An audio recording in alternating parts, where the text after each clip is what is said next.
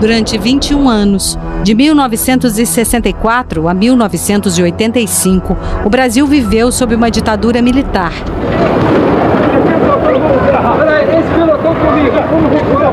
Nos chamados anos de chumbo, o país viu os direitos civis serem violados com a censura, a truculência policial,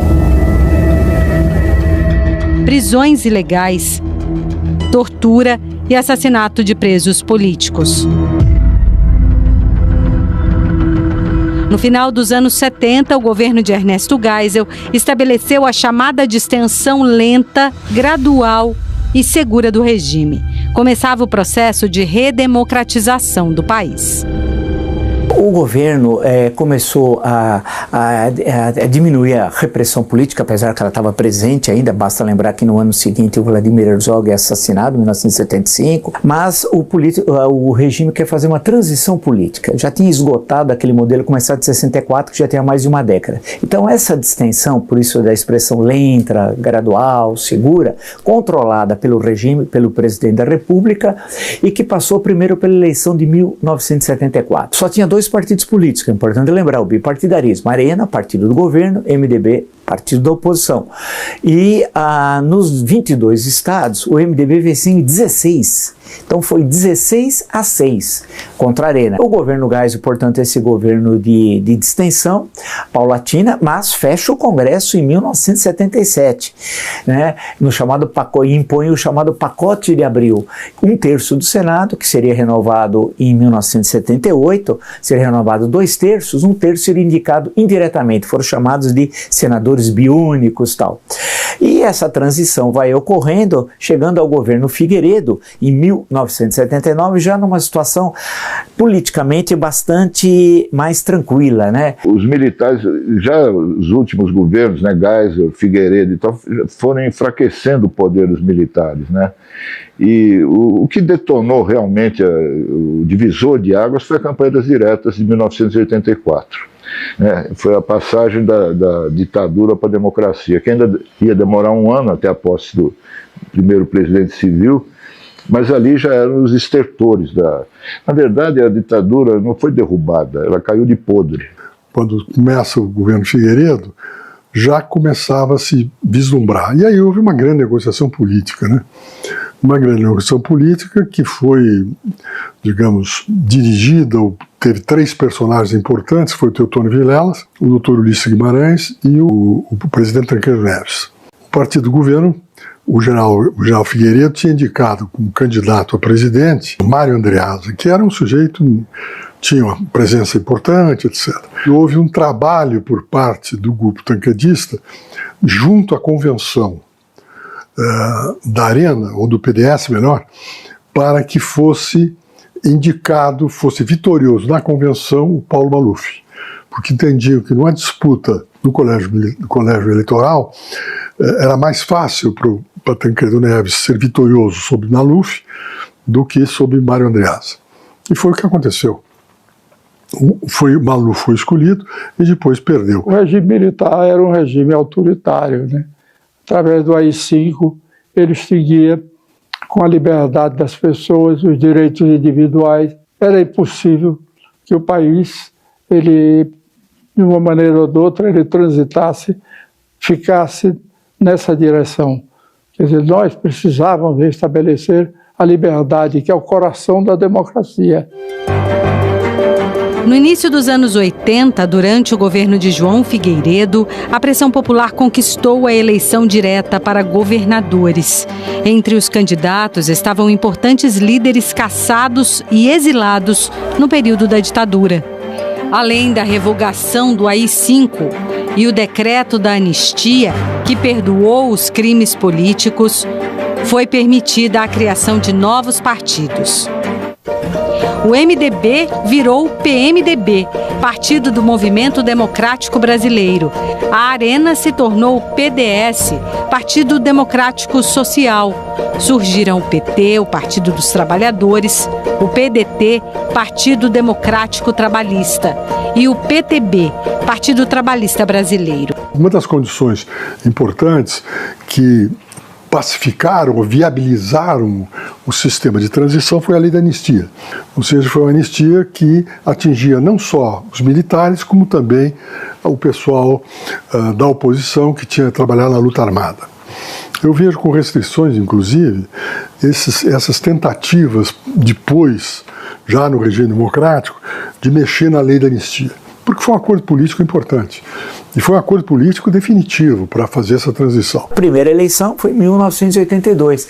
Eleição direta para governos estaduais, para 1/3 do Senado, para a Câmara dos Deputados, para a Assembleia Legislativa, em algumas cidades para prefeitos e vereadores. Essa eleição foi muito importante, pois a oposição venceu nos principais estados, no Triângulo Nervoso do Brasil. Qual é o Triângulo Nervoso? São Paulo, Rio e Minas. Em São Paulo com Franco Montoro, no Rio com Leonel Brizola, que foi uma surpresa, e em Minas Gerais com o Tancredo Neves. E essa é a grande diferença que existe entre o Brasil daquela época, 84, 85, e o Brasil de hoje. Havia grandes lideranças em todas as áreas no Brasil. Na igreja, Dom Paulo Evaristo, Dom Aloísio, Pedro Casaldáliga, grandes bispos. No movimento sindical, Lula e companhia, né? Você hoje não tem movimento sindical, não tem movimento de igreja, não tem movimento estudantil, a OAB se esvaziou, a CNBB se esvaziou, que foram os grandes motores da resistência à ditadura e que levaram ao fim da ditadura, né? E se fosse hoje, seria difícil derrubar a ditadura, porque não tem mais essas lideranças. O povo na rua resolve qualquer situação, pro bem e pro mal. E o povo foi para a rua. Né? Então, a campanha das diretas, por mais que ela não tenha imediatamente resultado, né, que a emenda Dante de Oliveira passasse, significou uma demonstração inequívoca da insatisfação do povo brasileiro com quem estava no poder. Em 1983, o deputado Dante de Oliveira protocolou o projeto de emenda à Constituição que estabelecia a eleição direta para presidente nas eleições de 85.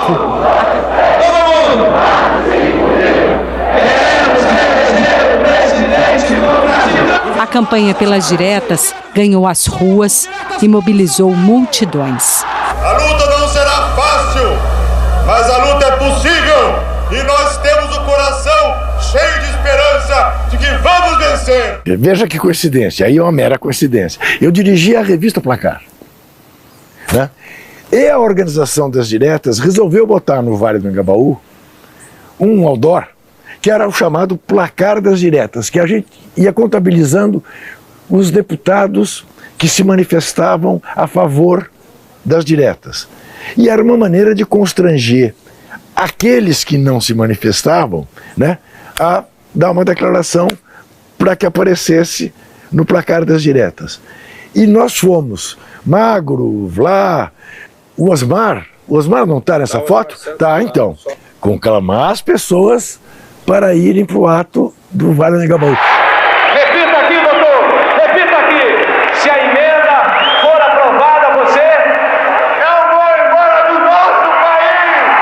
Há quem diga para 1 milhão de pessoas, há quem diga não tinha 1 milhão, tinha 200 mil, tinha 300 mil, tinha 500 mil, não sei. Mas poucas pessoas no mundo tiveram a experiência que o Osmar teve de comandar comícios daquele tamanho. E nunca houve um acidente, Simão. Nunca, porque quando havia uma coisa, uma movimentação maior, ele parava. Diretas quando? Direta já! Diretas quando, São Paulo? Beleza.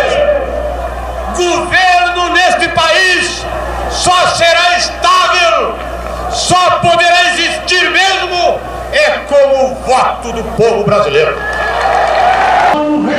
Mas a emenda pelas eleições diretas não foi aprovada. Não, muito bem, portanto. Não! Em abril de 84, o projeto foi rejeitado no Congresso. Obteve 298 votos, mas precisava de 320. A proposta foi rejeitada pela Câmara. A votação era dia 25 de abril da emenda, antes com 2 últimos comícios, um na Candelária, no Rio de Janeiro, e no Vale do Anhangabaú, que foi o último aqui em São Paulo, com muita gente, com comícios de massa mesmo, né? Mas a emenda não passou, sequer na Câmara dos Deputados, não chegou ao Senado, faltaram 22 votos, né? A partir dali, se colocou a seguinte questão para a oposição: como vencer o governo no colégio eleitoral em janeiro do ano seguinte, 1985, dia 15, o candidato do PDS, que ia surgir, do Partido Oficial. Olha, aquela noite ali, pô, nunca vou esquecer, rapaz. Porque a gente sabia que seria difícil, né, aprovar a emenda Dante de Oliveira. Mas havia esperança até o último momento, graças principalmente ao doutor Ulisses Guimarães, que foi o grande comandante, né, das diretas. Eu acompanhei ele, o Brasil inteiro viajava com ele e tal. E ele chegou na véspera certo do que a gente ia ganhar, sabe? Então foi uma decepção enorme. Faltaram, olha, para você ter uma ideia, só 22 votos para aprovar a emenda das diretas. E foi derrotada pelos ausentes. Rosarino Cavalcante ausente. Os caras do partido dos militares, né, acho que era PSD, na época já mudou de nome, Arena, né, se esconderam nos gabinetes para não votar, para não mostrar a cara.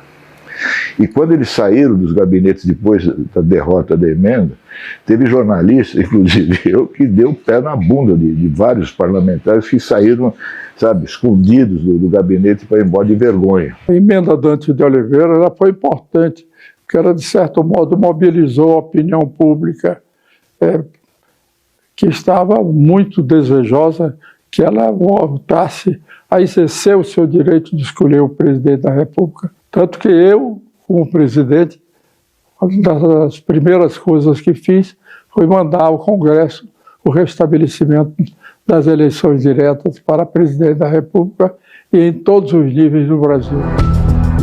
No ano seguinte, em 1985, na eleição indireta para presidente, o candidato dos militares, Paulo Maluf, perdeu para o candidato da oposição, Tancredo Neves. Apesar de eleito pelo Colégio Eleitoral, Tancredo Neves adoeceu e não assumiu a presidência. Excelentíssimo senhor presidente da República, Tancredo de Almeida Neves, faleceu esta noite. Estava tudo preparado para a posse do Tancredo, né? Todo mundo fez matérias, mandamos matérias, a Folha deu uma puta edição enorme e tal, e fomos para o restaurante. Piantela, ia todo mundo para lá, jornalistas, artistas, políticos, né? O doutor Ulisses tinha mesa cativa lá e tal. No meio do jantar apareceu um correspondente do New York Times e que veio avisar a gente, para pessoal, o Tancredo foi internado.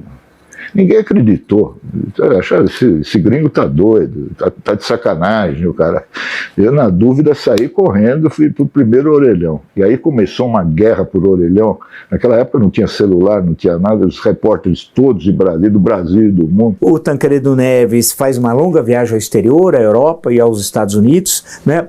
Tava um inverno muito forte, ele já estava um pouco doente, provavelmente, de acordo com o Rubens e Cooper, né, que acompanhou parte dessa viagem. Isso prejudicou ainda mais a saúde do Tancredo Neves e, para surpresa do Brasil, e dele até, presumo, até do Tancredo, na noite de 14 de março ele é internado às pressas no hospital em Brasília, no hospital de base. Há uma discussão legal e a interpretação é que seria o vice-presidente é que ele deveria assumir tomando posse provisória. Por quê? Porque todos imaginavam que seria uma intervenção cirúrgica rápida, simples. Uma semana depois ele assumiria a presidência da República. Ele quem? Tancredo Neves. Porém, o destino não quis. Foram 7 operações e ele acaba falecendo a 21 de abril de 1985, aqui em São Paulo, no Instituto do Coração, num domingo. E aquela solução, né, que nem Gabriel Garcia Marques seria capaz de imaginar. Né? A literatura fantástica da América Latina não dá conta de contar a história do Brasil. Né? Que morre Tancredo, o presidente que foi sem nunca ter sido. Quando eu recebi a notícia da morte do Tancredo, a minha primeira reação foi de um choque profundo. Primeiro que eu sou muito religioso, então eu fui rezar nesse momento. E devo confessar que rezei chorando. Quer dizer, por Tancredo, e também muito preocupado comigo mesmo. Quais eram as dificuldades que eu tinha que enfrentar, que eu conhecia elas todas. Eu tinha vivido esse período de transição e conhecia os dois lados do Rio, o lado do governo e o lado da oposição. Mas, felizmente, eu pude comandar esse período e realizei a transição democrática do Brasil. Entreguei o governo até mesmo a um opositor meu que tinha me castigado muito na campanha. Coração de estudante. Com a morte de Tancredo, o vice José Sarney se tornou o primeiro presidente civil após 21 anos. Havia muita desconfiança em relação a ele por causa do passado dele. Mas a partir do momento que ele assumiu a presidência, ele teve um papel muito importante na redemocratização, sabe? Ele sabia as limitações dele, ele dividiu o poder, o governo, com Ulisses Guimarães, que era o grande líder político do país na época, né? E eles conseguiram levar adiante durante 4 anos várias coisas que mudaram o país, sabe? Por exemplo, né, não tinha mais censura, havia um clima de liberdade total no país, reataram relações com Cuba. E o Sarney, ele é um cara muito afável, ele se dá com todo mundo. Eu acho que ele foi a pessoa certa no lugar certo na hora certa. E o presidente Sarney teve uma habilidade muito grande. Ele conseguiu, com uma habilidade enorme e progressivamente, devolver os militares para os quartéis. Porque é claro que estavam todos, a maioria deles estavam junto à máquina administrativa civil do governo. Um dos instrumentos que o presidente Sarney utilizou foi a criação daquele projeto Calha Norte e estabelecer aqueles postos de fronteira, e aí você deu uma atividade importante aos militares que estavam saindo do regime.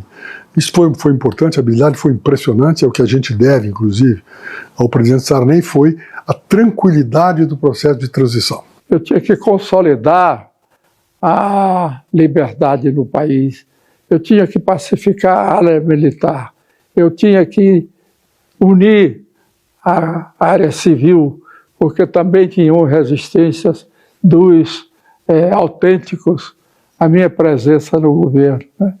E, enfim, não era fácil.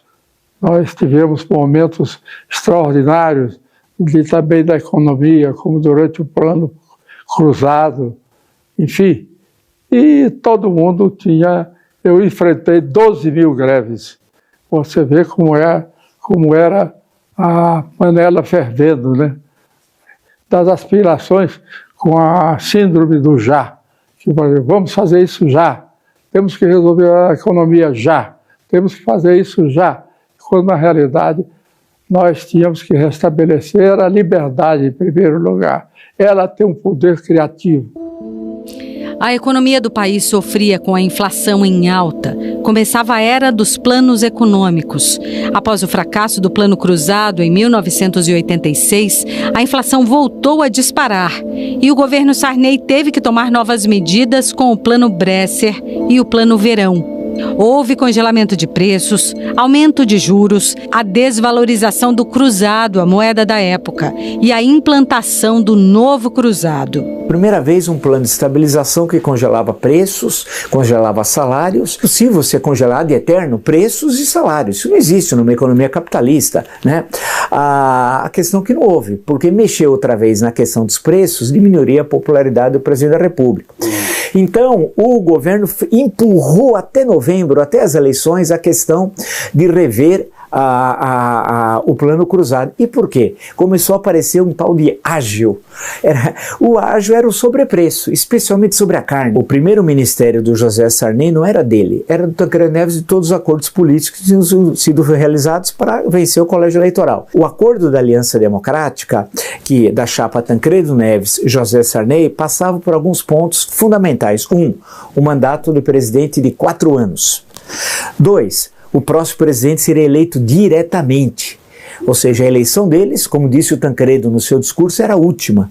Seria, portanto, eleição direta. E a convocação de uma Assembleia Constituinte. Olha, medo, talvez eu não dissesse que tive, mas fiquei muitas vezes receoso que as coisas não se processassem e que eu não chegasse ao fim. Porque alguns presidentes do Brasil foram escolhidos para serem depostos. Eu fui um dos que entrei com a sombra da deposição, porque eu ainda tinha 70% das Forças Armadas eram contra a transição democrática. Esse aí eu tenho muito orgulho.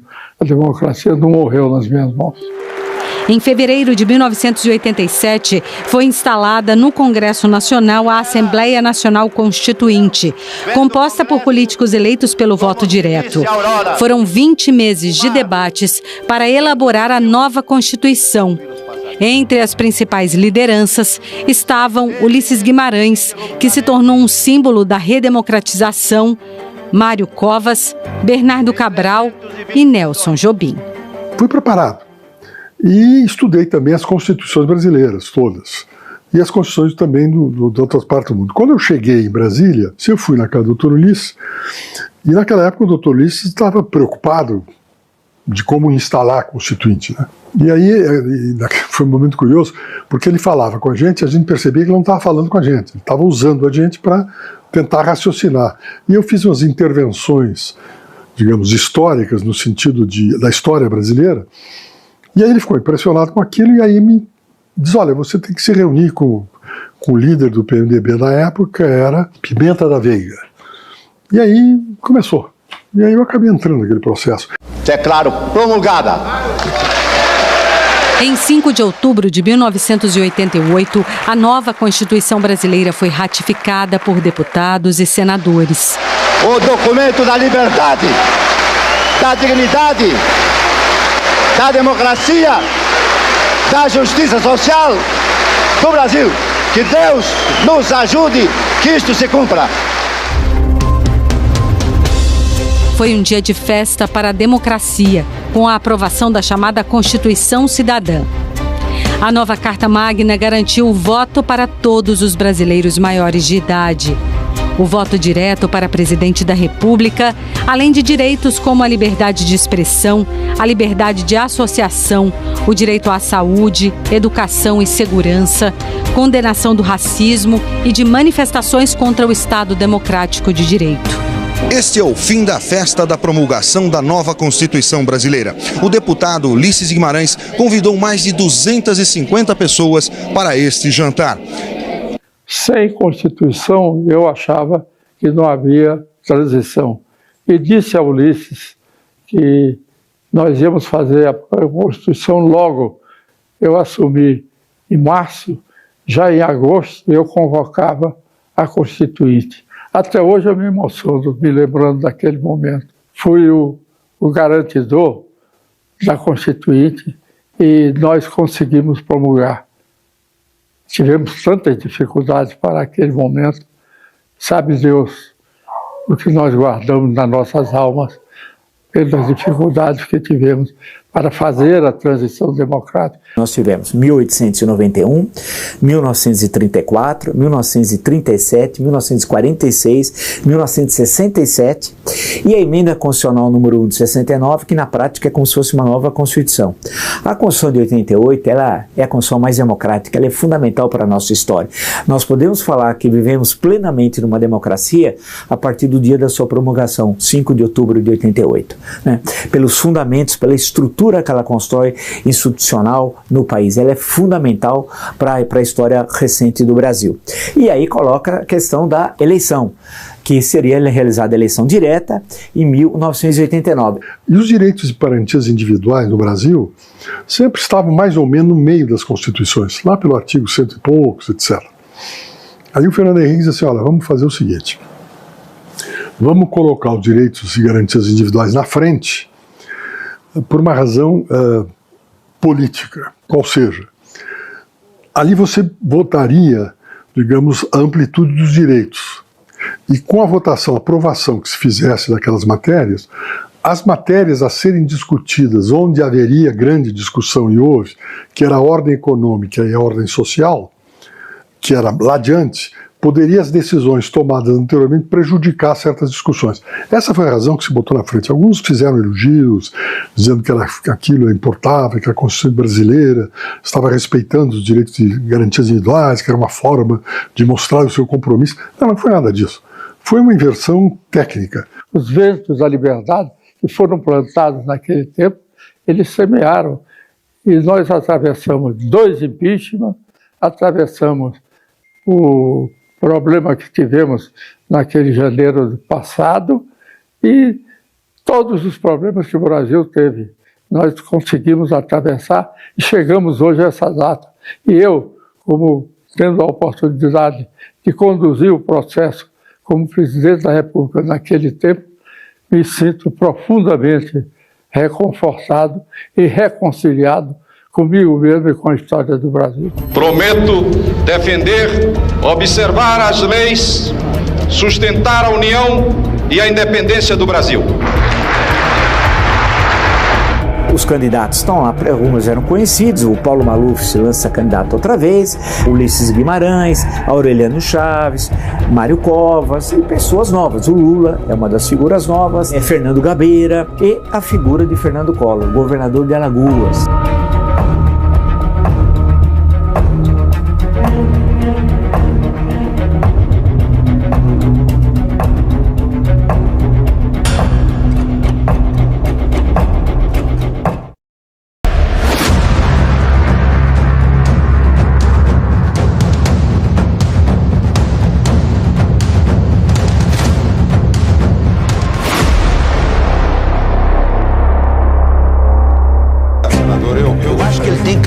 Diretrizes, normas, o eleitor, o candidato. Estamos hoje constatando que ele quer agora substituir.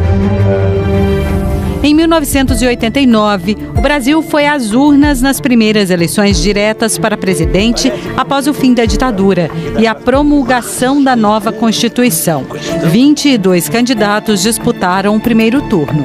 Os candidatos estão lá, alguns eram conhecidos, o Paulo Maluf se lança candidato outra vez, Ulisses Guimarães, Aureliano Chaves, Mário Covas e pessoas novas. O Lula é uma das figuras novas, Fernando Gabeira e a figura de Fernando Collor, governador de Alagoas, e que tinha se notabilizado no seu breve governo de Alagoas para a chamada a caça aos marajás. Eram os funcionários públicos que recebiam salários muito altos e a maior parte deles não trabalhava. E Alagoas é um pequeno estado do Nordeste, muito pobre, como todos nós sabemos. E aí, com base nesse slogan, o Caçador de Marajás, ele fica conhecido nacionalmente, não tinha partido, cria um partido dele, o Partido da Reconstrução Nacional, o PRN, e se lança candidato. No começo, assim como aconteceu com o Bolsonaro mais recentemente, em 2018, ninguém acreditava nessa candidatura, sabe? Ninguém levava a sério. Ele era governador de Alagoas, um pequeno estado e tal, nenhuma expressão nacional. A única vez que ele apareceu na grande mídia foi como caçador de marajás numa capa da Veja, que serviu de base para a campanha dele contra a corrupção. Aconteceu o seguinte, tinha dois, pelo campo da esquerda, Brizola e Lula, que começaram a crescer nas pesquisas, nas primeiras pesquisas. Aí a grande mídia brasileira batia muito nos dois, tinha medo da esquerda, do Lula e do Brizola. O Brizola era besta fera e tal. Até teve uma capa de revista Brizula, Brizula, o monstro Brizula e tal. E nisso, enquanto os dois apanhavam, o Collor foi montando o esquema dele dentro do mercado, do chamado mercado, com empresários e tal, muito dinheiro, E as campanhas do Brizola e do Lula eram muito pobres, não tinham recursos, A campanha dele na televisão foi muito boa, foi aí que surgiu o marketing político. O candidato do PRN, Fernando Collor de Mello, e o candidato do PT, Luiz Inácio Lula da Silva, disputaram o segundo turno. Collor venceu e se tornou o primeiro presidente eleito pelo voto direto após o regime militar. Aos fiscalizados, aos descalços, àqueles que querem justiça social no país para poder viver dignamente. Isso aí foi a segunda tragédia, né? A primeira foi a morte do Tancredo, e a segunda tragédia foi a eleição do Collor. E teve mil sacanagens, a história da Miriam Cordeiro, né, dizendo que o Lula pediu para fazer aborto da filha, da Lurian, que aliás nessa época eu estava morando lá em casa, porque por problema de segurança, com as minhas filhas e tal, ela ficou em casa. Ali eu acho que nós perdemos a eleição, porque teve o primeiro debate do segundo turno, o Lula ganhou, deu um banho no Collor, que foi na Manchete no Rio. O segundo debate foi aqui na Bandeirantes em São Paulo. A resposta. E o Lula foi muito mal, muito mal. Ele não queria nem ir. Quando terminou, ele virou para mim lá no corredor e falou assim: Ricardinho, acho que não vai dar. Em seu primeiro ano de mandato, Fernando Collor não conseguiu controlar a economia e a hiperinflação assolou o país. Foi lançado então o Plano Collor, que bloqueou contas bancárias, poupanças e investimentos. O plano da ministra da Economia, Zélia Cardoso, não deu certo. Houve redução na atividade do comércio e na produção industrial. E as economias de milhões de famílias foram confiscadas. O Plano Collor era uma coisa que nunca foi feita em lugar algum, só aqui, igual a Jabuticaba. Ele congelou preços e salários, os outros já tinham congelado. Plano Cruzado 2, Plano Bresser, Plano Verão. Mas ele fez mais coisa do que isso. Ele congelou os ativos financeiros. Aquilo foi um impacto, porque de uma hora para outra, como é que a empresa ia pagar os salários? Como é que você ia pagar suas contas? Um negócio assim inacreditável. E foi feito no meio da semana, houve um feriado bancário. A equipe econômica teve de explicar aquilo, porque era uma coisa que ninguém entendia. E aí tem a questão do confisco da conta corrente, que os economistas que fizeram o plano, não gosto dessa expressão, porque houve a devolução depois a posteriori desses recursos, mas não houve, eles perderam o poder de compra que tinham quando foram congelados em 15 de março de 1990. Já a partir do segundo semestre a inflação voltou a disparar, apesar de todo esse congelamento, começou a subir outra vez a inflação. No ano seguinte, em janeiro, vem um novo Plano Collor, o Plano Collor 2, né? Também acabou fracassando, leva uma mudança da equipe econômica. O governo Collor não resistiu às denúncias de corrupção. No Congresso, uma comissão parlamentar de inquérito provou que Collor e seu tesoureiro de campanha, Paulo César Farias, montaram uma rede de corrupção. O chamado esquema PC desviou verba pública e fez tráfico de influência política. 2 crimes que poderiam levar à cassação do mandato presidencial. Quando começou a se falar em impeachment, o doutor Ulisses não queria que o partido entrasse na cantilena desse impeachment. Quando começaram a surgir as crises internas do governo Collor, houve uma mudança ministerial feita pelo Collor. Surgiu o tal de Ministério de Abril, em que havia nomes importantes, inclusive nomes do PMDB. Na época, o Celso Laffer, por exemplo, foi ministro das Relações Exteriores e era PMDB. Tinham personagens importantes. O que o doutor Ulisses disse na época, que era importante lembrar?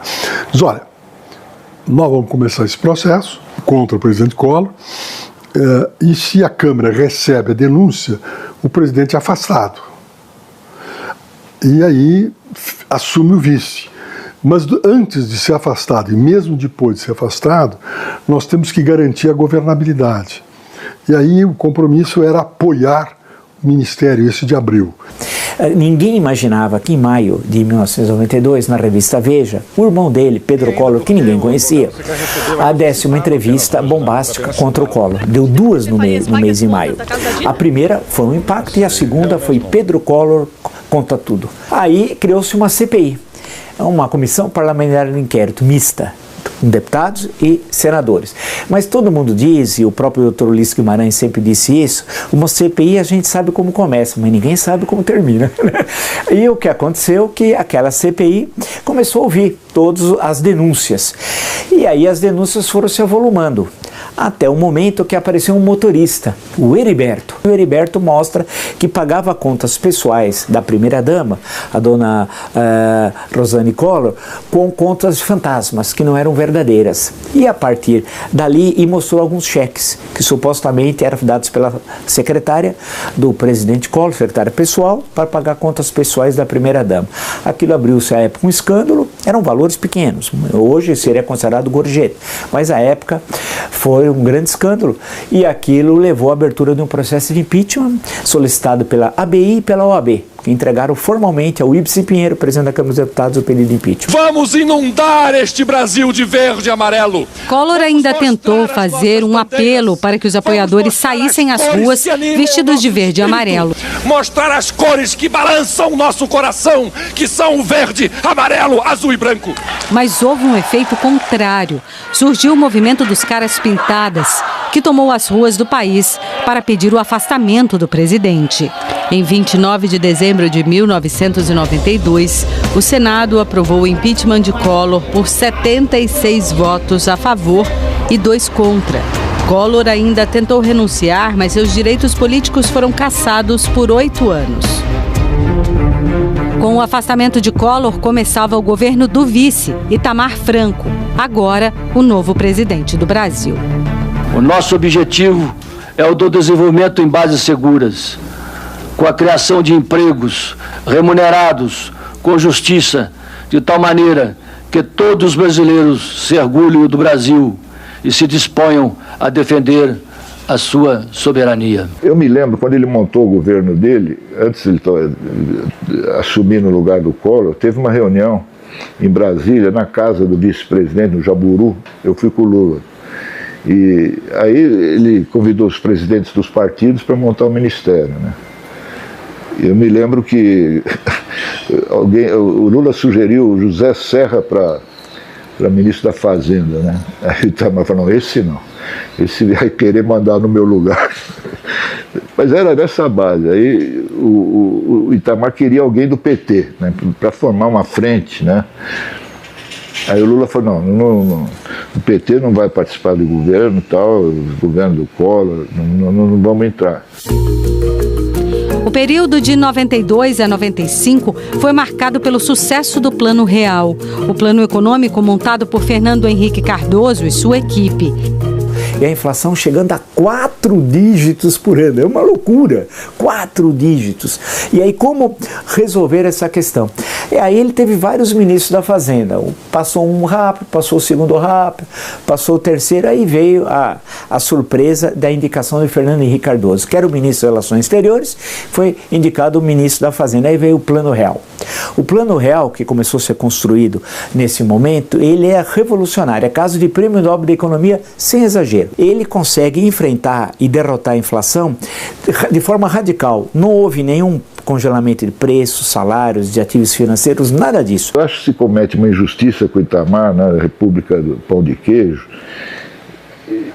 O Plano Real só existiu por causa dele, por vários motivos. Primeiro, ele pegou o Fernando Henrique Cardoso, que era ministro de Relações Exteriores, que estava no exterior, numa viagem, convocou para ir para Brasília para assumir o Ministério da Fazenda. Que todo mundo podia imaginar uma maluquice, né? O sociólogo, o Fernando Henrique Cardoso. E o Fernando Henrique montou uma bela equipe lá, né, com Edmar Baixa, Pércio Arida, grandes economistas e tal, para fazer o Plano Real. E o Itamar, ele bancou o Plano Real, que foi realmente uma coisa, mudou a história do Brasil naquele momento, né? E o Fernando Henrique saiu dali candidatíssimo a presidente. Aí é outra história, né? O Plano Real indexou a economia. Os preços passaram a ser ligados ao dólar. A nova moeda, também indexada ao dólar, deu certo e a inflação caiu. A economia foi estabilizada. No final de 1994, a inflação brasileira diminuiu e foi controlada. O sucesso do Plano Real acabou projetando Fernando Henrique como grande favorito para a eleição presidencial daquele ano. Antes do Fernando Henrique se lançar, teve uma conversa que eu estava para fazer a chapa PT-PSDB. Seria o Lula candidato a presidente e o Tasso Gereissati a vice. Paralelamente, o Fernando Henrique começou antes do Plano Real, né? Mas ele já estava, ele conseguiu o apoio do PFL, que era o partido mais direita, né, herdeiro da ditadura militar, e da Rede Globo. Né? Ele virou um candidato oficial da direita, embora ele fosse um cara de esquerda, por formação, né? Toda vez que eu encontrava com ele depois, ele sempre perguntava do Lula. E o Lula, como é que tá? Pô, nunca deu certo a nossa aliança, tal. O então ministro da Fazenda, Fernando Henrique Cardoso, venceu a eleição no primeiro turno com 34 milhões de votos. Começava o governo FHC, marcado por privatizações e pela estabilização econômica. Para prosseguir com firmeza na privatização. E aí quem ficou como pai do Plano Real, no sentido político, foi o Fernando Henrique Cardoso, ministro da Fazenda, que foi durante a sua gestão que a discussão se aprofundou, né, de fazer o Plano Real. E ele foi o candidato do governo. E acaba enfrentando o principal candidato oposicionista, que é o Lula, que novamente se apresenta como candidato. Uma composição ampla para fazer uma revisão, uma emenda constitucional que permitisse a reeleição, porque na Constituição de 1988 não era permitido reeleição. Houve muita essa discussão se a reeleição houve compra de votos ou não, em relação aos estados do Acre e do Amazonas, salvo engano, tal, mas no conjunto não houve nenhuma prova material que comprovasse que a maioria dos que votaram teriam votado de forma recebendo algo ilícito. No primeiro ano de mandato, é um momento que você faz as coligações necessárias para você ter uma maioria no Congresso e aprovar as coisas. E aí no último ano de mandato, o quarto ano, você acaba preocupado com a eleição do seu sucessor. Então, na verdade, você tinha 2 anos de mandato, era o discurso que fazíamos na época. E aí se resolveu fazer a reeleição. Mas não deu certo.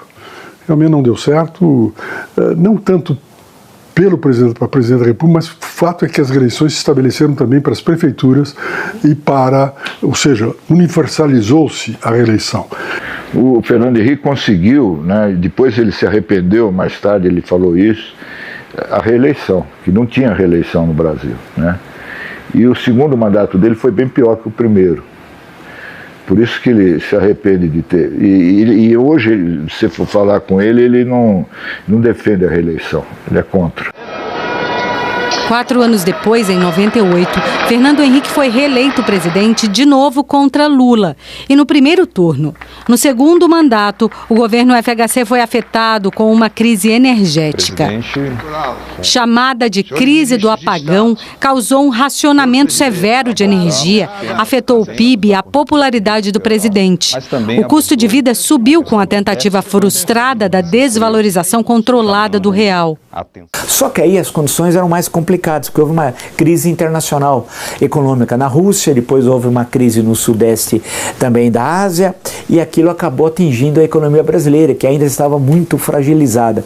Isso faz com que o segundo governo Fernando Henrique tenha o crescimento econômico, houve uma relativa queda no crescimento econômico e uma dificuldade política em relação ao parlamento. Na disputa pela presidência, FHC não conseguiu eleger José Serra como seu sucessor. E aí tem uma disputa interna intensa no PSDB, e aí sai como candidato seu ministro da Saúde, José Serra, que tinha sido ministro do Planejamento a partir de 1997, no Fernando Henrique I, né? E no Fernando Henrique II, ele ainda já no finalzinho ainda do Fernando Henrique I, ele passa a ser ministro da Saúde. E aí é uma gestão considerada revolucionária por várias questões. Algumas delas são muito conhecidas, o tratamento da AIDS, mas principalmente a questão dos genéricos, né? A quebra de patentes, tudo isso. Isso foi uma coisa que transformou a saúde pública no Brasil. O candidato do PT mais uma vez foi Lula, que acabou vencendo José Serra no segundo turno com 61% dos votos. Depois de 3 derrotas, em 1989, 94 e 98, começava em 2003 a era Lula. Em 2002, né, na campanha que ele ganhou, ele montou o time dele e pela primeira vez o PT fez uma campanha profissional. E mais do que isso, fez aliança. Esse acho que foi o ponto decisivo. E eu me lembro que quando ele conheceu Zé Alencar, empresário de Minas, grande empresário mineiro, ele voltou da viagem muito empolgado, falou, porra, encontrei o vice, um cara fantástico, você precisa conhecer, Zé Alencar, gente boa. E aí ele formou a chapa Capital Trabalho, que era o sonho dele. Desde o começo ele procurava alguém do outro lado, do lado dos empresários, e aí encontrou o Zé Alencar. Aí é um desgaste político de 8 anos do governo do PSDB, as questões internacionais, o PT conseguiu construir uma candidatura com José Alencar do PL, do Partido Liberal, do Valdemar da Costa Neto, né? Portanto faz uma aliança direita, não é mais aquele PT de 1980, de 1982, das eleições de 1989, não, é um PT que busca uma aliança direita e faz inclusive um compromisso através de uma carta que o Antônio Palocci, que era um político muito importante, vai ser seu ministro da Fazenda, tinha sido prefeito do Ribeirão Preto, que não mexeria nas bases do Plano Real, que havia um medo, uma relação muito grande de investidores e do mercado financeiro em relação a isso.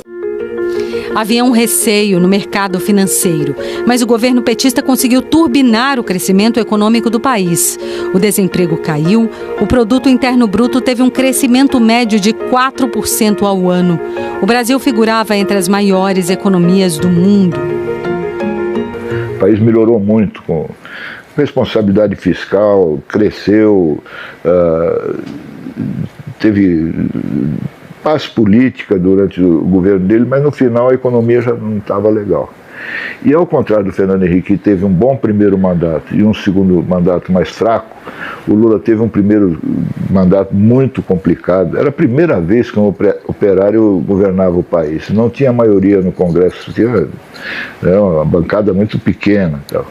E aí surgiu o caso do Mensalão, que foi uma tragédia, né? Mas ele se recuperou. Lula tem esse negócio, sabe? Quando ele apanha muito e tal, ele cresce. E o segundo mandato realmente foi muito bom, né?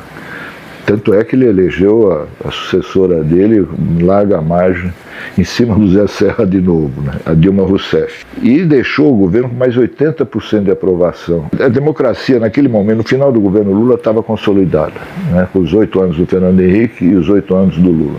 Henrique Meirelles, que fica 8 anos no Banco Central, tinha sido eleito pelo PSDB de Goiás como deputado federal, mais votado, inclusive, né? E monta um governo com participação de outros partidos políticos, tal, no sentido amplo, inclusive o PTB do Roberto Jefferson.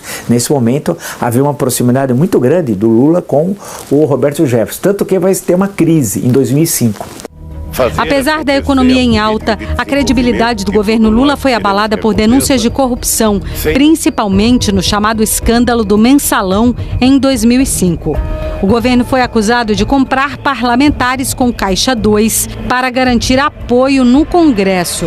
O chefe da Casa Civil, José Dirceu, acabou cassado e condenado à prisão por corrupção. Mas Lula resistiu aos escândalos, manteve sua popularidade em alta e conseguiu a reeleição, vencendo o candidato do PSDB, Geraldo Alckmin. Eu não tenho que me comparar com ninguém. Eu agora tenho que comparar o segundo mandato com o meu primeiro mandato. Agora é Zé Alencar e Lula contra Zé Alencar e Lula, em benefício do povo brasileiro. Ele conseguiu superar essa crise com muita habilidade política, uma leitura da conjuntura que poucos têm na história recente republicana brasileira, de ler e interpretar a conjuntura e buscar saídas políticas. O que ele fez? Aliança com o PMDB. E aquela situação que ele estava contra a parede em fevereiro de 2006 já começa a mudar em março. Tanto que ele se lança candidato à reeleição e enfrenta o principal candidato, é o ex-governador de São Paulo, Geraldo Alckmin, né? E vence o Geraldo Alckmin no segundo turno. E a articulação do Lula foi tão eficiente que no segundo turno o Geraldo Alckmin tem menos votos que no primeiro turno, o que é algo fantástico, né? O governo Lula II, que começa 1º de janeiro de 2007, é o momento do auge, do esse é o cara, expressão do presidente Barack Obama em relação ao Lula. E é o momento que a economia vai muito bem, 2007 e 2008. Aí, final de 2008, no último trimestre, é uma crise mundial, que começa nos Estados Unidos, uma crise mais americana do que mundial, mas atinge o mundo inteiro e atinge o Brasil. Tanto que em 2009 há uma recessão quase que, o crescimento é quase que zero, mas é menos 0,2. Mas ele consegue em 2010 que o Brasil cresça positivamente 7,5, com uma ampla política creditícia, né, o estímulo ao consumo, né. Isso fez com que o Brasil crescesse 7,5, que não crescia 7,5 há muito tempo, desde o final dos anos anos 1970. Isso permitiu que ele elegesse a sua chefe da Casa Civil, a pessoa que substituiu José Dirceu, que foi inclusive caçado pelos seus pares no Congresso Nacional, assim como Roberto Jefferson, né, que tinha denunciado o mensalão. A Dilma Rousseff. Eu estou vendo acontecer com a Dilma. Em 2010, num acordo com o PMDB, Lula lançou a chapa para sua sucessão com a economista Dilma Rousseff para presidente e Michel Temer como candidato a vice. Dilma venceu a eleição no segundo turno com 56% dos votos válidos, contra o tucano José Serra. O governo da primeira mulher presidente do país fez investimentos em projetos sociais, com os programas de aceleração do crescimento, os PACs 1 e 2. A grande questão é que vem a conta daquele crescimento, do estímulo do crédito, de uma certa desorganização das contas públicas no governo Dilma 1. Dilma 1, como nós chamamos, é o que vai de 1º de janeiro de 2011 até 31 de dezembro de 2014. E por que isso? O que acontece? Começa a haver uma queda do crescimento do PIB, do Produto Interno Bruto. Se você olhar, começa em 2011, cai em 2012, 2013 e em 2014 fica próximo a zero. Por outro lado, há um desgaste da figura Dilma Rousseff. Ela tem muita dificuldade de fazer política, de dialogar, de conversar, de entender que política é convivência de contrários, né? Democracia é aceitar o outro. Se não existe o outro, não há democracia, é ditadura. E ela organiza ministérios muito fracos, muito ruins. Em junho de 2013, Dilma enfrentou uma série de manifestações no país. Havia insatisfação nos serviços públicos, aumento das tarifas de ônibus, os gastos do governo com a Copa das Confederações, além de novas denúncias de corrupção, causaram uma revolta nacional. Ela se isolou no governo no segundo mandato, né, com 3 ou 4 caras de confiança dela, e realmente não tinha mais apoio popular, além dos problemas na economia, né? E aí surgiu também em 2014 a Operação Lava Jato. Março de 2014, no último ano do primeiro governo Dilma, veio uma coisa chamada Lava Jato. Lava Jato, que havia denúncias de corrupção. A partir de uma operação que era supostamente numa casa cambial que operava para lavar dinheiro, começa a acusação de corrupção na Petrobras e em outras empresas públicas. Mesmo assim, começa a Dilma Rousseff, era candidata à reeleição, ela enfrenta Eduardo Campos e Aécio Neves. Eduardo Campos acaba falecendo a 13 de agosto de 2014 em Santos, a queda de um avião. Durante a campanha é substituído por Marina Silva. A grande questão é que Marina Silva cresce rapidamente nas pesquisas. Aí começa a maior campanha de desconstrução que até hoje eu vi numa eleição presidencial de uma candidata, que destrói a figura de Marina Silva. Fake news politicamente nasce ali. Em 2014, Dilma venceu o candidato Aécio Neves, do PSDB, e foi reeleita presidente. Minhas primeiras palavras são, portanto, de chamamento à paz e à união. Seu segundo mandato enfrenta um clima tenso com a denúncia das pedaladas fiscais e rejeição das contas do governo pelo Tribunal de Contas da União.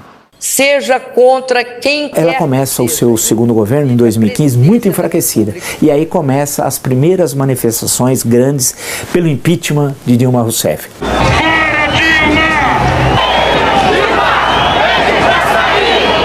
Democracia é o exercício da vontade popular. A democracia é uma coisa que a gente luta por ela a vida inteira. O governo do povo, para o povo, pelo povo, é utopia. A liberdade é a fonte de tudo. Democracia é convivência com o outro e diálogo com os adversários, que não são inimigos. Inimigo é na guerra, você mata adversário, você convive.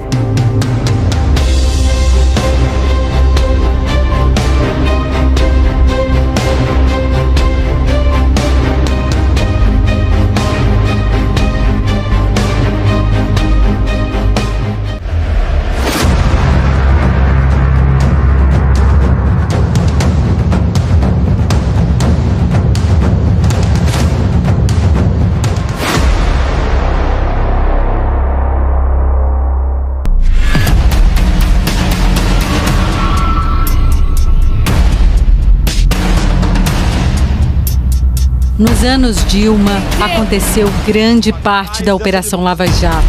A investigação da Polícia Federal sobre corrupção e lavagem de dinheiro que supostamente teriam sido praticados por integrantes do alto escalão do governo. Uma coisa era a importância da Lava Jato no sentido de aparecer digamos, o processo corruptivo que havia. Mas ocorre que os gestores da Operação Lava Jato, leia-se o juiz da época e também o pessoal do Ministério Público, fizeram um conluio. E aí você mostrou que aquilo mostrava de que havia um interesse por parte de você criminalizar a política. E criminalizaram muito. E destruíram, digamos, certas carreiras políticas foram destruídas. Houve uma criminalização brutal. E isso criminalizou não só os indivíduos que participavam do processo, mas criminalizou também a política como uma forma de gestão do Estado. Alguém vai dizer, não, mas não podia ter sepultado. No processo democrático do devido processo legal, você tem uma coisa importante, que é os meios de conseguir as provas. E se os meios são ilícitos, o resultado acabou. Durante a Copa das Confederações, eu estava no aeroporto de Fortaleza para pegar um voo para Salvador, onde o Brasil jogaria no dia seguinte. E começa aquela invasão no Itamaraty, as pessoas subindo no teto do Itamaraty, em Brasília. Aquela coisa que a gente nunca tinha visto no Brasil. Aí eu parei e pensei, quem é o brasileiro que nesse momento, 2013, pode aparecer e dizer, calma gente, peraí, não é por aí o caminho. Qual é o líder brasileiro que pode fazer isso? Dom Paulo Evaristo não podia mais. Franco Montoro não podia mais. Lula não podia porque tinha muito de contra Dilma, que já estava no poder. Pelé nunca foi visto como uma liderança para conduzir o país. Não tem um líder. Não tem alguém que apareça e diga, opa, calma. No final de 2015, a Câmara dos Deputados acolheu o pedido de impeachment contra a presidente Dilma Rousseff, acusada de fraudes fiscais e improbidade administrativa. Houve um mascaramento na elaboração das contas públicas. Naquele momento, a presidente Dilma estava muito desgastada, porque ela tinha dificuldades de relação com os parlamentares. Tanto é que o próprio PT, que eu me lembro à época, não teve uma ação de defesa muito forte da presidente Dilma. Lembrar que em março, abril de 2016 começam as manifestações na Avenida Paulista pelo impeachment. E são manifestações de massa, como nunca visto até então na história política brasileira. Maior que das diretas já. E feitas, convocadas, não por partidos políticos, mas por movimentos, por pequenas organizações. E que ninguém imaginava que teria tanta gente. O processo de cassação começou em abril de 2016. Dilma foi afastada do cargo em maio. Apenas em 31 de agosto, o Senado aprovou o impeachment por 61 votos a 20. Era a segunda vez que o país sofria o afastamento do seu presidente. São duas palavras terríveis: traição e injustiça. O impeachment é um juízo político-jurídico. Não é um julgamento por tribunal, é um julgamento da natureza política. Eu discordo completamente do discurso que o PT faz hoje de que aquilo foi um golpe. Não foi. Tanto não foi um golpe que o presidente Supremo na época, hoje é ministro do presidente Lula. Mas até hoje não se explica por que a Dilma foi cassada e sofreu impeachment. Inventaram um negócio chamado pedaladas, que eu nunca entendi esse negócio direito. Não havia nenhuma razão jurídica, né, que levasse ao impeachment dela. Por isso que eu chamo de golpe, foi um golpe parlamentar, né? E aí o Brasil entrou em declínio, né? Até recentemente o presidente Lula, olhando a galeria de presidentes no Palácio do Planalto, há meses atrás, disse, mas esse impeachment, esse que assumiu, Michel Temer, foi um golpe. Não, não foi um golpe. Isso é o que reza a Constituição de 1988. Foi seguido estritamente o rito que foi determinado pelo STF em 1992. Foi o mesmo, que foi quem fez o rito em 1992 contra Fernando Collor, foi o ministro Celso de Mello, aprovado pelo Supremo, e foi repetido em 2016. Com o afastamento de Dilma, o vice Michel Temer foi diplomado como presidente da República. O governo Temer começou com o país em crise econômica e política. Temer tentou fazer reformas econômicas e ajuste fiscal com medidas de austeridade, como a PEC do teto de gastos. Na educação, houve a reforma do ensino médio. Temer também fez a reforma trabalhista com o objetivo de modernizar e flexibilizar a CLT, a consolidação das leis do trabalho. Os opositores acusaram a reforma de enfraquecer os direitos trabalhistas. Durante seu mandato, Michel Temer enfrentou uma forte rejeição popular. Chegou a ser acusado de receber propina de empresas portuárias, mas foi absolvido. Aí é um momento de muita atenção, porque a Operação Lava Jato acabou assumindo o primeiro plano da cena política brasileira. O mais importante não era o parlamento, não era o presidente, não era nada, era República de Curitiba, era Sérgio Moro e Lava Jato, 2017. Lembrando que boa parte dos condenados na Operação Lava Jato não eram do PT, né, eram de partidos coligados ao PT, mas atingiu principalmente a figura símbolo do PT, Luiz Inácio Lula da Silva, aí pela questão em 2018, em abril, ele vai ser preso. Não pensem que eu estou desanimado. Em 7 de abril de 2018, o ex-presidente Lula foi preso. A ordem de prisão foi do juiz da Lava Jato, Sérgio Moro, no chamado processo do triplex do Guarujá. A Justiça aceitou a acusação do Ministério Público de que Lula teria recebido um apartamento como propina da empreiteira OAS. Lula foi condenado a 12 anos e 1 mês de reclusão por corrupção passiva, lavagem de dinheiro. Depois, em abril de 2019, o Superior Tribunal de Justiça reduziu a pena para 8 anos, 10 meses e 20 dias de reclusão. Vai ficar 580 dias preso. Isso, claro, que alterou radicalmente o processo eleitoral daquele ano. Por quê? As pesquisas davam ele em primeiro. As eleições seriam, como foram, em outubro. A retirada dele retirou o líder das pesquisas. Foi um exagero. Eu acho que não foi um ato jurídico nem justo. Foi muito um processo político daquele tempo, que atingiu a magistratura. Eu acho também que isso foi outra coisa que está prejudicando o momento atual brasileiro.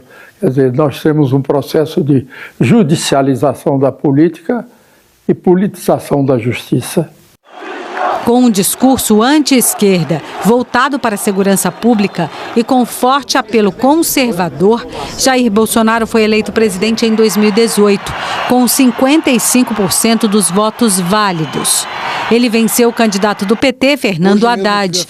Havia um desgaste das figuras políticas tradicionais feitas pela Operação Lava Jato, que jogou a ideia que todo político é corrupto, né?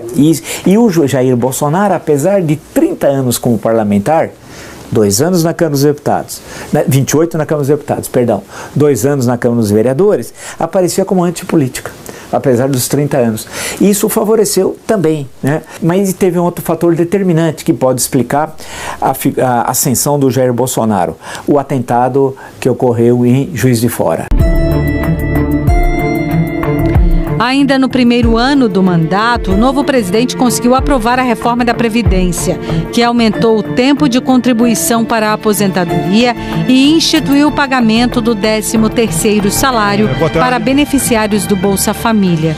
Bolsonaro governou sob um país polarizado e abalado pela pandemia mundial da Covid-19. O apelo que a gente faz aqui é que essa política de lockdown seja revista. Cerca de 600 bilhões de reais foram destinados ao combate à Covid. Grande parte no pagamento do auxílio emergencial. Mas a má gestão, com um discurso negacionista anti-vacina, contra o isolamento social e contra o uso de máscaras, fez a popularidade do governo piorar. Mais de 700 mil brasileiros morreram vítimas da doença. Depois da facada não vai ser uma gripezinha que vai me derrubar não, tá ok? A pandemia foi um dos elementos principais, se não for o principal. Primeiro, pela extensão no tempo. Segundo, pelos efeitos, 700 mil mortos. Terceiro, pela forma como ele agiu em relação à pandemia, negando inicialmente vacina, a gravidade do problema, as medidas necessárias de isolamento social, tudo aquilo determinado pela Organização Mundial da Saúde. Isso realmente, e atingiu a economia, diretamente a economia, né? E o governo teve muitas dificuldades de construir políticas compensatórias para o micro, pequeno empresário, tal. Conseguiu, e aí o Congresso joga um papel importante. E o Rodrigo Maia, como presidente da Câmara, a gente tem de lembrar que o Brasil esquece, mas é o auxílio emergencial, que a princípio seria de R$200 e a Câmara multiplicou por 3, foi de R$600. Isso foi fundamental. A economia não pode parar. Na economia, Bolsonaro teve o desempenho afetado pela pandemia. Os índices econômicos despencaram. A inflação dos alimentos foi de quase 60%. A carne aumentou 80% no período. O preço da gasolina disparou no final de 2022.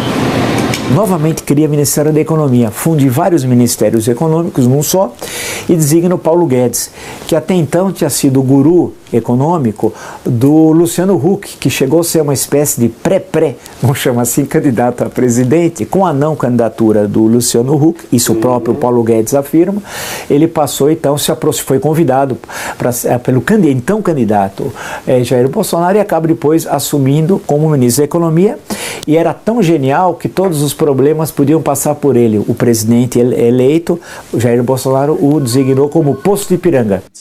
O governo Bolsonaro também foi marcado por tentativas de derrubar leis ambientais, como a proibição do garimpo em terras indígenas, e pela campanha de descrédito das urnas eletrônicas. As constantes manifestações desde 2019, no primeiro ano ainda da presidência Bolsonaro, atacando o TSE, o sistema eleitoral brasileiro e as urnas eletrônicas, sem nunca ter apresentado uma prova concreta que tinha fraude nas urnas. Nunca apresentou, porque desde que elas foram adotadas em 1996, nunca houve um caso de fraude, nunca. Então, quando um presidente da República, a autoridade que tem, faz uma afirmação dessa, acaba criando um descrédito sobre o sistema eleitoral, mas acaba sendo um tiro no pé, porque há muitos que votaram nele em 2018 falaram, pô, mas isso não é verdade. Ele inclusive foi eleito presidente, se tivesse fraude nas urnas ele não seria eleito presidente em 2018. Então, isso o prejudicou muito.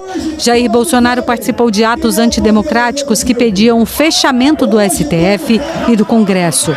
Na Avenida Paulista, na comemoração do 7 de setembro de 2021, Bolsonaro elevou o tom e disse que não cumpriria mais as decisões do ministro do Supremo, Alexandre de Moraes. Qualquer decisão do senhor Alexandre de Moraes, esse presidente não vai cumprirá.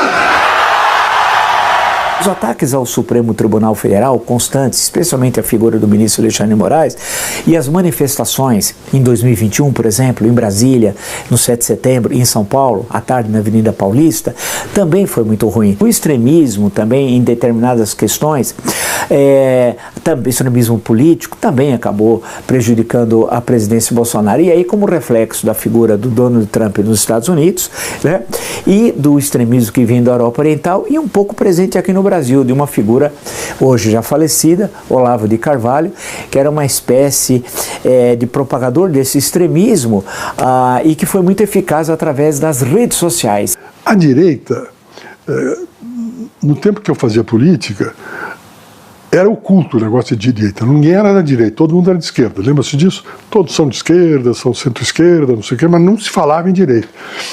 Com a eleição de Bolsonaro é que as coisas apareceram. Que estavam enrustidas, estavam lá. Só que ninguém via, ou pelo menos não se autodefinia como tal. E aí tem uma novidade do governo Bolsonaro, que foi a expansão do que os seus opositores chamavam de gabinete do ódio, né? Que foi a utilização das redes sociais para espalhar uma leitura pró-governo e negativa dos seus adversários. A grande questão é que na segunda metade do governo, Bolsonaro, ele busca se aproximar mais do parlamento. Aí ele traz muitos políticos do centrão para o governo. Eu acho que realmente Nós não podemos comparar a política de hoje com a política do nosso tempo. Até mesmo porque desapareceram as lideranças que fizeram essas coisas tão importantes que foram os processos de atravessar esses momentos difíceis. E hoje, o exagero que nós temos de muitos partidos e alguns métodos que foram adotados pelo Congresso, por exemplo, esse processo das emendas não foi bom para o Congresso. Quer dizer, o país está muito dividido entre os ressentimentos, entre as manifestações de ódio. Isso não ajuda também, porque uma casa dividida, ela não prospera. Em 2021, o Supremo Tribunal Federal considerou o juiz Sérgio Moro parcial e anulou as condenações contra Lula. O ex-presidente retomou os direitos políticos e voltou à corrida presidencial. O Lula, quando foi libertado da prisão depois de 580 dias, e as pesquisas já demonstravam isso no ano de 2022, era o único que poderia vencer Jair Bolsonaro, apesar de todos os problemas que teve seu quadrênio presidencial. E a libertação do Lula, ou o PT buscando construir, se esforçando por uma candidatura mais ampla do que a candidatura de Fernando Haddad, buscando, no caso, uma aliança surpreendentemente com Geraldo Alckmin, que tinha sido seu adversário em 2006 na campanha presidencial. No ano seguinte, Lula venceu Bolsonaro, que tentava a reeleição com 50,9% dos votos válidos. Chega ao segundo turno, vence, inclusive em primeiro, Bolsonaro em segundo, mas ganha o apoio da terceira colocada, que era a senadora do Mato Grosso, hoje ministra do Planejamento, Simone Tebet. Mas, mesmo assim, veja como a questão da figura de Jair Bolsonaro, a sua interpretação de mundo, eu vou chamar assim, e o seu eleitorado, ele quase vence as eleições. Ele foi 49,1 a 50,9. Aí alguém pode dizer assim, mas não é só os 49,1 que votaram no Bolsonaro, que concordavam com ele, parte era contra o PT. É verdade, mas também os que votaram no Lula, os 50,9, votaram Lula contra o Bolsonaro.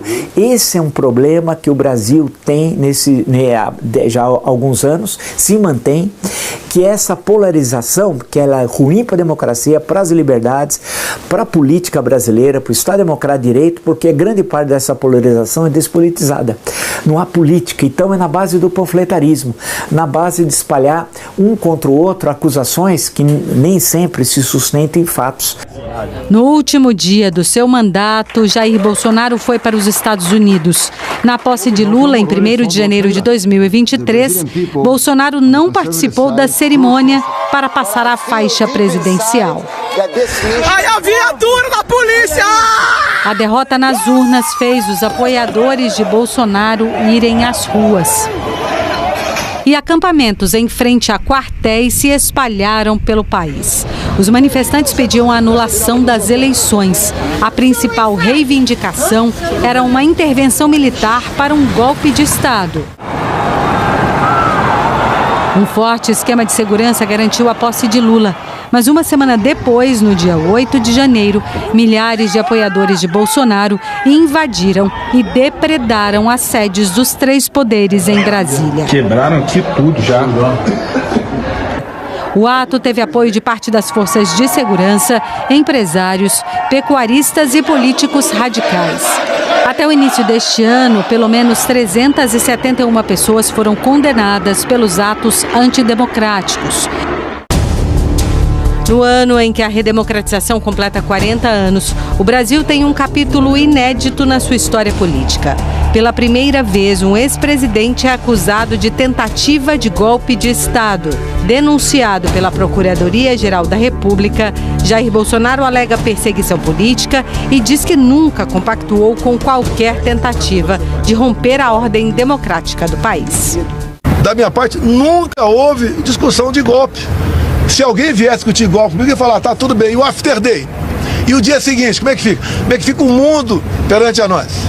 Presidente. Agora, todas as medidas possíveis, dentro das 4 linhas, dentro da Constituição, eu estudei. Todo mundo imaginava que não seria fácil o início do governo, mas ninguém imaginava os acontecimentos daquele domingo, trágico domingo, dia da infâmia da República Brasileira, o 8 de janeiro de 2023. É bom lembrar que foi uma sequência de manifestações muito próximas após a derrota de Jair Bolsonaro. No mês de dezembro, no dia 12 de dezembro, houve um quebra-quebra em Brasília feito por extremistas. Depois teve os acampamentos que já vinham desde o mês anterior em frente a unidades militares, no caso de Brasília, em frente à sede do Exército, do Comando do Exército. Aí teve o dia 24, véspera ali de Natal, a tentativa de um atentado ao aeroporto de Brasília, explodiu o aeroporto. E aí houve o trágico acontecimento do dia 8 de janeiro, naquela tentativa de golpe feita daquela forma de a invasão dos prédios dos três poderes, né? A demora da ação das forças policiais, estranhamente, do Distrito Federal. O governo não soube como agir, o presidente da República estava em Araraquara, não sabia, era o governo, tinha uma semana, né, como agir, o Gabinete de Segurança Institucional não soube como agir, o general Gonçalves Dias foi inepto naquele momento para aquele tipo de ação, que aconteceu de forma surpreendente, que ninguém imaginava aquilo, e aquilo marcou, claro, especialmente o primeiro biênio do governo Lula. Parece que a democracia deixou de ser alguma coisa das mais preciosas inventadas pela humanidade. Um péssimo regime, mas não inventaram nenhum melhor, já dizia Winston Churchill, né? E a gente tem visto, né, os ataques à democracia não apenas no Brasil, pelo mundo afora. Donald Trump, está aí a demonstração mais clara, o maluco do Milei na Argentina, o que tivemos aqui no Brasil de Jair Bolsonaro e o que temos ainda, né, de gente querendo atacar a democracia. Eu acho que para isso concorrem, primeiro, a desilusão, a decepção de todos aqueles cujos problemas não foram resolvidos pelo sistema capitalista. As pessoas que não conseguiram atingir o nível de vida que sonhavam atingir, estão dizendo, dane-se a democracia, eu quero ter o meu, quero ter o meu, né? Para isso, as redes sociais e antissociais colaboram grandemente, que é um fenômeno muito recente, que nós nem sonhávamos que teríamos de enfrentar. Nós passamos esses 40 anos, 35 em plena democracia. Os últimos 5 houve ameaça grave de voltar à ditadura, né? E hoje não temos as lideranças que tínhamos em 1984, que se uniram para a reconquista da democracia, que nós quase perdemos agora recentemente, né? Mas na realidade foi uma coisa que jamais podia ter existido, né? Uma tentativa de realmente quebrar a ordem constitucional. Isso não ocorreu e graças a Deus, porque todos hoje nós sabemos, quer dizer, os próprios militares que no meu tempo voltaram aos quartéis e dentro se restringiram aos seus deveres constitucionais, eles evitaram que isso ocorresse. Em seu terceiro mandato, Lula preside um país polarizado, dividido entre direita e esquerda. Muito mais difícil governar. E o Lula não tem a mesma idade. O partido não é o mesmo. Hoje é um partido também fragilizado em termos de liderança. Hoje é um país polarizado. Isso é muito ruim e nós estamos vivendo agora já o segundo biênio do governo Lula, né, que é algo importante, né, para a democracia brasileira. Nós nunca tivemos uma longevidade tão grande da democracia como agora. É um fato único na nossa história republicana, 40 anos de democracia, né? Mas essa polarização é ruim. Hoje foi introduzida uma variável nova a partir de 2018, e essa variável é o ódio. Então você não tem mais adversários políticos, você tem inimigos. E aí a função minha de um é derrubar o outro, destruir com o outro. E aí você não consegue estabelecer algo importante, que é a capacidade que a política tinha de gerenciar os seus conflitos, criar soluções para os seus conflitos. O que a gente fazia? Você conversava, sentava, conversava e fazia acordos. Este acordo conseguia as duas facções se ajustarem e criava-se uma solução. Agora não tem mais isso, você não tem mais capacidade de ter um diálogo, de entendimento. E veja bem, dos dois lados. No ano passado, o governo enfrentou uma crise fiscal. No Congresso, o chamado orçamento secreto causou tensão política. Mecanismo criado na gestão anterior permitia o repasse de verbas por parlamentares sem transparência. Pouco antes do início do governo Lula, o Supremo declarou as chamadas emendas de relator como inconstitucionais. A decisão obrigou o governo a renegociar com o Congresso o repasse de recursos. A barganha causou desgaste político. O grande desafio hoje da elite política brasileira é pensar o novo. Não consegue, se quer pensar, quanto mais o novo. Nós temos a pior legislatura do Congresso Nacional da história. Eu digo isso porque eu conheço desde 1890 deputados e senadores, li anais, li debates, nunca tivemos uma legislatura tão ruim como essa eleita em 2022. No final de 2024, o governo conseguiu aprovar o arcabouço fiscal, que substitui o teto de gastos, estabelece regras para equilibrar as contas públicas e dá mais flexibilidade aos investimentos na área social.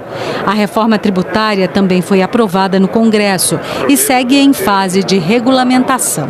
Em 2023, o Brasil cresceu 3,2% o PIB. Em 2024, foi 3,5%. O que dá uma média do biênio de 3,3% tal, o que há muito tempo no biênio o Brasil não crescia isso. E nesse sentido, o governo Lula teve esses êxitos econômicos, houve uma diminuição do desemprego, menor desemprego da série histórica a partir de 2012, o saldo na balança comercial é positivo, você tem uma inflação, a inflação está mais ou menos, não tão mais ou menos, mas está mais ou menos dentro da meta, mas ainda é um governo frágil, a história não se repete. A história não se repete. O governo Lula 3 não é o governo Lula 1 nem o governo Lula 2. É uma outra conjuntura nacional e uma outra conjuntura política internacional muito mais complexa do que era no início do século XXI. No início de 2025, Lula enfrenta uma crise de comunicação no governo. A mais recente foi na tentativa de regular as transações pelo Pix. Em pesquisa da Quest, no final de janeiro, foi a notícia negativa do governo mais lembrada. Porque tem uma quantidade enorme de mentiras, desde ontem, em todas as redes sociais, dizendo que o governo vai taxar o Pix. E eu quero provar que é mentira. Pela primeira vez desde o início do terceiro mandato, a reprovação ao trabalho do presidente petista foi maior do que a aprovação, 49% a 47%. Ainda assim, uma semana depois, a nova pesquisa do mesmo instituto apontou Lula liderando a corrida presidencial de 2026. Acho que o momento mais difícil da redemocratização vai ser a eleição de 2026. Mas os nomes não existem ainda. Esse é o grande drama. Nem a direita, nem a esquerda. Então poderemos ter uma situação parecida a 2018, quando Lula não pôde ser candidato, indicou Fernando Haddad. Em 2026, tudo indica que o presidente Lula será candidato à reeleição, ao menos até o momento. A política é sempre surpreendente, mas até o momento. Mas Jair Bolsonaro não poderá ser candidato pela decisão do Tribunal Superior Eleitoral e deverá indicar alguém. Quem? Nem ele sabe ainda.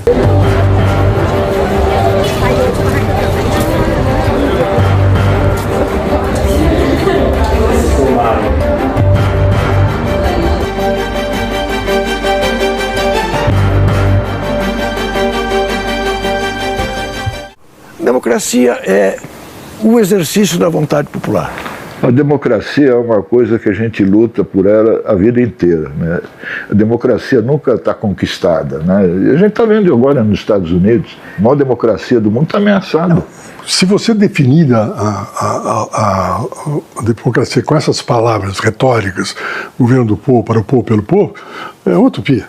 O Congresso Nacional, que são os representantes do povo, ele também constitui outro coração, que é o coração do processo democrático. Democracia é convivência com o outro e diálogo com os adversários, que não são inimigos. Inimigo é na guerra, você mata, adversário, você convive. Não existe esta ideia de que, porque eu fui eleito com o voto da maioria, eu faço o que eu bem entender.